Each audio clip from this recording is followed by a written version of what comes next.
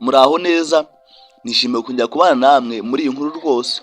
Kubana nanjye ni iby'agaciro kuri njyewe, karuta ifeza n'izahabu. Iyi nkuru ifasha uyishaka kandi igakiza abarwayi rwose. Yego rwose. Ese wamaze igihe ushaka umukunzi, ariko abantu kabashaka ntibigire bakomera? Yego rwose.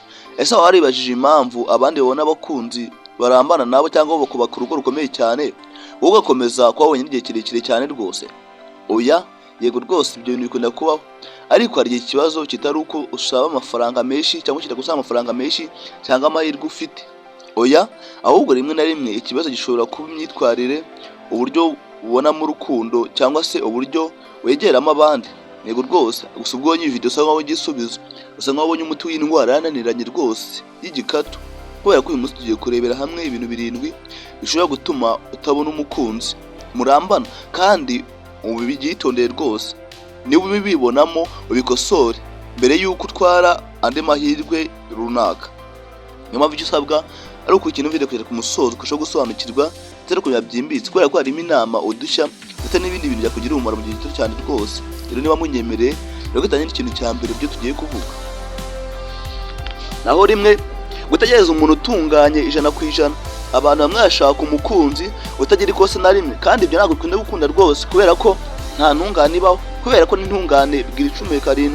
Ukuri agomba kuba mwiza cyane, akagira amafaranga, akagira karagiteri nziza, akumva ko ibintu byose ari kimwe cyangwa se kumva ibintu byose kimwe nawe, kandi ntuzigere ukora iryo kosa. Yego rwose. Ariko kuri nuko nta muntu utunganya wo kujyagenda kose, nta muntu utunganya ubaho. Niba buri munsi uzamubona nk'ufite ikosa cyangwa se umuntu wese umubona nk'ufite ikosa, rimwe na rimwe ugahita umwereka ko ushobora kumara igihe kinini cyane, cyangwa se rimwe na rimwe ushobora kumurika ukamara igihe kinini cyane utarabona umukunzi cyangwa se utarabona wowe wifuza. Nivuze ko ugomba kwemera umuntu utagukwiriye. Oya, ahubwo gutandukanya ibintu bigiye bitandukanye, cyangwa se gutandukanya ibintu bibiri. Ikosa rishobora gukoreshwa nk'ikibazo gikomeye cyane kidahuye n'indangagaciro zawe. Yego rwose. Gusa abishi byaratunaniye. Naho kabiri, kubura kwizera wenyine. Ni ukuvuga ngo iyo umukunzi wawe cyangwa se iyo umuntu atizeye, bishobora kugaragarira mu buryo yitwara mu rukundo. Ni ukuvuga ngo ashobora gukora yibaza uti, ese koko wa muntu arankunda? Ese ko atansubije? Ese hari undi muntu afite? Yego rwose. Ibi bishobora gutuma uba umuntu ora usaba reference cyangwa se ora ushidikanya ku kintu runaka. Kwizera ntibivuze kwishyira hejuru rwose. Oya, ahubwo bishobora bisobanura ko kumenya agaciro kawe, cyangwa se ukumva niyo umuntu ataguhisemo ubuzima bwawe budahagarara ahubwo buzakomeza. Yego rwose. Ukagusaba kwizera. Naho gatatu, ukomeza gushyira umukunzi kimwe mu by'ingenzi mu buzima bwawe.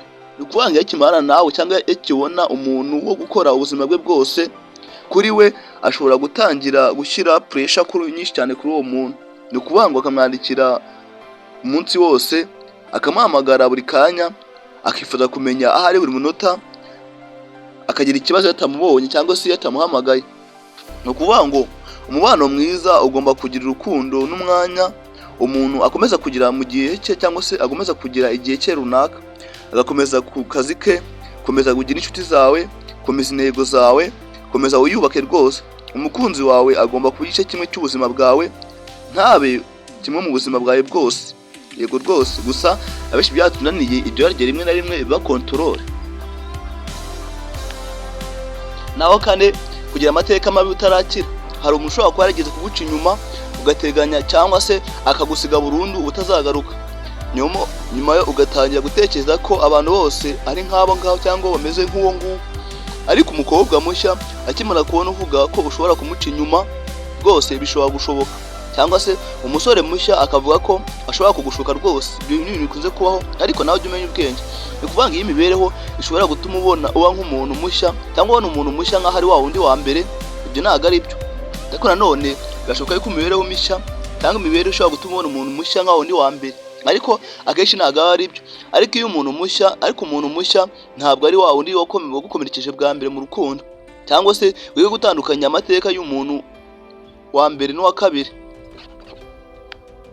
Naho gatanu, kugira amahirwe menshi no kutumva abandi. Hari abantu bakunda gutsinda impaka kurusha uko bakemura ibibazo byabo. Yego rwose, ibyo bisa nkaho byeze. Ni ni ukuvuga ngo iyo batumvikanye n'umuntu bashaka kwemera ko aribo bafite ukuri rwose, ni ukuvuga ngo mu rukundo ibyo bishobora kuba ikibazo gikomeye cyane kurenza uko abantu benshi babitekereza, kuko rimwe na rimwe ntabwo ikibazo ari ninde ufite ukuri, ahubwo twakemura gute ikibazo turamutse tugize mu mubano cyangwa se turamutse dutangije umubano. Ariko ukuri wige gutega amatwi, wige kuvuga utuje, wige kwemera ko ushoboye kuba wakemura ibibazo runaka, cyangwa se wige kwemera ko ushobora kuba waribeshye rwose, kubera ko kwemera amakosa ntacyo bitwaye, ni ugukura kurenza uko abantu benshi babitekereza. Ibi bishobora guhindura cyane uburyo abantu bakubonamo, nubwo abantu benshi batabyemera. Abantu benshi twabanje kuba injiji, twabanje kubinanga mu mutwe. Naho gatandatu, kutita ku isuku yawe n'ubuzima bwawe. Ntabwo bivuze yuko ugomba kuba mwiza kurusha abandi, oya, ibyo ntabyo mvuze. Ariko isuku, imyambaro isukuye, uko witaho n'ubuzima bwawe bigira uruhare runini cyane mu buryo abantu bakubonamo.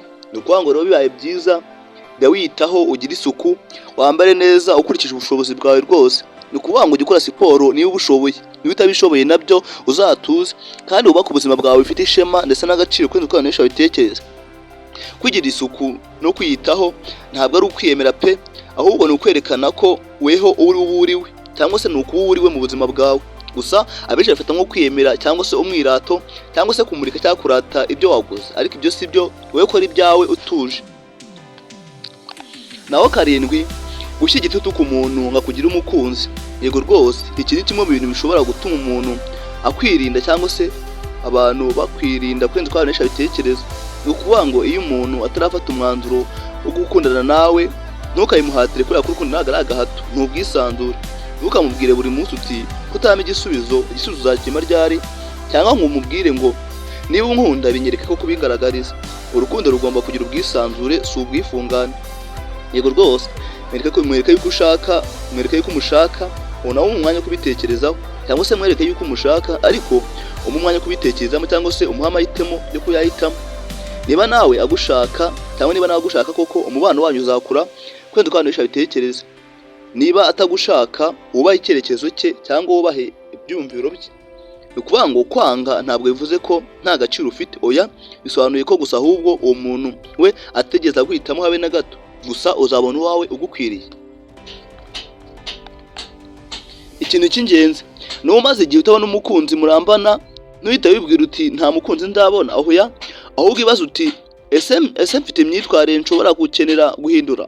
Oya, ongera wiyubake, wongere wizere, menshi ushaka mu mubano ushaka, kandi ntukihutire gukundana n'umuntu wese ubonye kugira ngo utaba wenyine cyangwa se utinya kuba wenyine, kubera ko umukunzi mwiza si umuntu ushaka kugira ngo utaba wenyine, ahubwo ni umuntu mwembi mushobora kubakana ubuzima bwiza kandi bushyashya. Gusa benshi ibyo arabyirengagizwa, ntibikunze gukurikizwa. Niba iyi video yakugiriye akamaro, ntucikwe niyo tugiye gukurikizaho se cyangwa se nizakurikiraho ubutaha, kubera ko turavuga amagambo 7 atuma umukobwa cyangwa umusore agukunda, akifuza ko mwakomezanya umubano cyangwa akifuza ko mwakomezanya kubana. Muri video ikurikiraho tuzarebera hamwe ibintu bituma umukobwa atakubona nk'umuntu usanzwe, ahubwo akakubona nk'umuntu wihariye, cyangwa se akakubona nk'umuntu uzabana nawe ubuzima bwe bwose cyangwa se bw'ejo hazaza. Komeza urebe iyi nkuru kurikire kuri iyi channel, cyangwa se komeza urebe iyi content irakugira akamaro, ukanda subscribe like ndetse ukundogera. Niba ushaka umukunzi ntukihutire ibyo ngibyo rwose. Ni ukuvuga ngo rero niba ushaka umukunzi mwiza, ntukibande gusa kugushaka umuntu muzakundana, oya, ahubwo abanza bibaza uti ese nanjye ndi umuntu yashimira kubana nawe, cyangwa se umuntu yashimira kubakana nawe. Yego rwose, icyizere, isuku, kubahana abandi, cyangwa se kubaha, cyangwa se kugira intego mu buzima bwawe, kuvugana n'abandi neza no kwiyubaha, ibintu bishobora gutuma ubona umuntu mwiza muzubakana umubano. Urukundo rwiza bisobanuye ko mwihutisha ibintu, ahubwo urubakwa kurenza uko abantu benshi babitekereza. Niba iyi video yagufashije, kanda like, subscribe ndetse ukundogera kugira ngo utaracikwa n'indi video izakurikiraho. Ese wowe ubona ari iki gituma utabona umukunzi vuba, cyangwa se ari iki gituma abantu batabona abakunzi vuba cyangwa bazarambana? Andika muri comment cyangwa ukoze ku mutima. Barakora cyane gukurikirana inyigisho kuri kutavugwa. Nk'ibisanzwe ni Prince Umuragwa.